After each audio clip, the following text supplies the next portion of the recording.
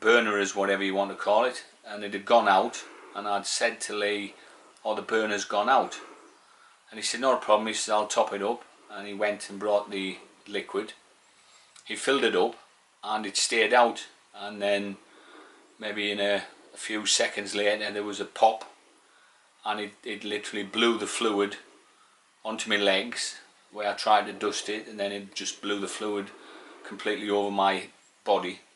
Okay. I got up, I ran towards the door, pulled the curtain off, and after that I remember shouting to my wife, Rose, I'm on fire, can you help me? I know my friends had panicked, and I suppose they froze, which anybody would do.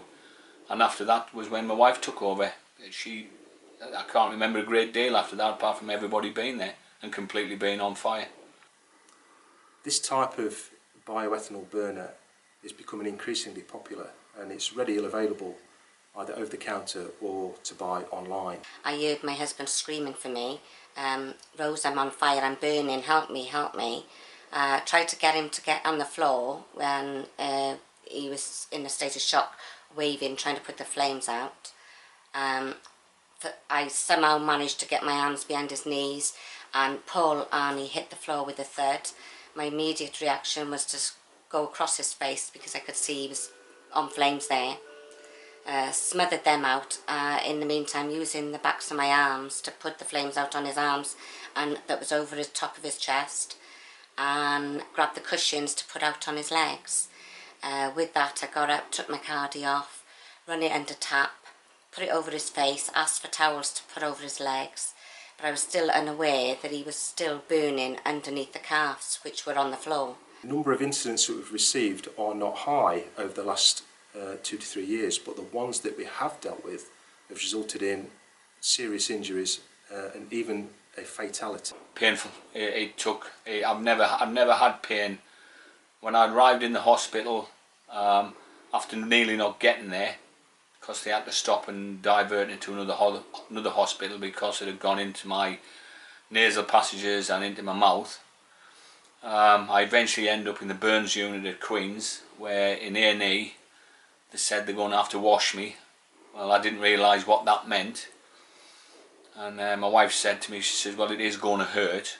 And what they did, they gave me some more morphine with some Entinox, and literally stripped my legs like you would a banana, just peeled all the burning flesh. We don't want to see any members of our community suffer in the same way that Mr. Evans has. Therefore, we would recommend that people do not use this type of bioethanol burner. However, if you do intend to use one of these, it's vitally important that you follow the manufacturer's instructions carefully, never overfill the burner with fuel, and never ever refuel the burner while it's hot, because that's when these instances have occurred. If they had a swimming pool in the garden, if they had thrown him into that, it would have lit up the swimming pool as well, because ethanol is a silent killer. You have to smother it. It won't be put out by water. The next day I had to go to theatre. I had grafts from the top right hand thigh to the top left hand thigh. The grafts then, I was in constant pain again, and on the 5th day they took the dressings off. They had to strip me again, even, strip my legs, and at the point I just had to put my hands in the air and say, look, I can't take any more pain, you'll have to stop. Advice is available on the use of bioethanol fuel at the Staffordshire Fire and Rescue Service website.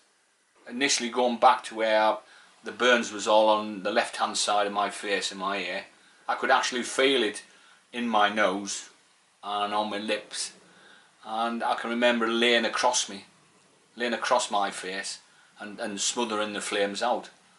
So if it hadn't have been, well, the paramedics have said if it wasn't for the fast reactions of Rose, my wife, I wouldn't be here talking to you now. I would have been gone.